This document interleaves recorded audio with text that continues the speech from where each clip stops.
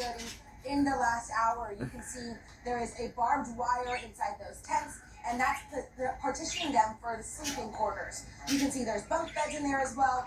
The runway was converted into this detention center in just a matter of days. Now take a look at 7 Sky Force video that we have from yesterday, really, that gives a bird's eye view of this facility. On the other side of all of this, environmental groups have major concerns about where the waste will go, how it will affect the drinking water supply here in the Everglades, and did they get the proper environmental permits to do the construction here in the middle of this nature preserve in the first place. So it did cause them to file a lawsuit on Friday. Now it's expected, this facility is expected to house about 5,000 migrants, costing $450 million a year to the state, though a lot of that is going to be reimbursed through FEMA.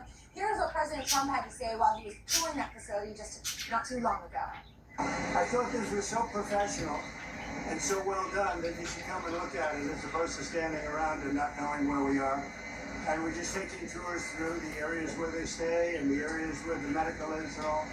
And they've really done, between Christy and Ron and the whole group, it's really government working together. It's known as Alligator Alcatraz, which is very appropriate because I looked outside and it's not a place I want to go hiking anytime soon.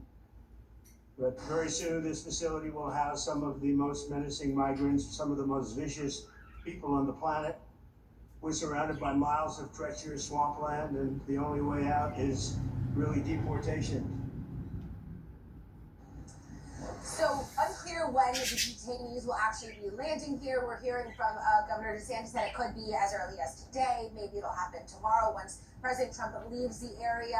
But as President Trump was saying, we are pretty much in the middle of the Everglades. Not pretty much, we really are just in the middle of the Everglades, about 40 miles away from the rest of Miami-Dade County. So it is very remote. It is exactly what they wanted, to have a place where they can land the planes, where they can have these detainees and just keep them in one place. So again, President Donald Trump still here in the Everglades, getting that tour. He is then going to speak with local leaders. We have Governor Ron DeSantis here. We have Representative Byron Donalds, who is running for governor to succeed Governor Ron DeSantis. And we also have Homeland Security Secretary Kristi Noem here as well. They all are going to be speaking.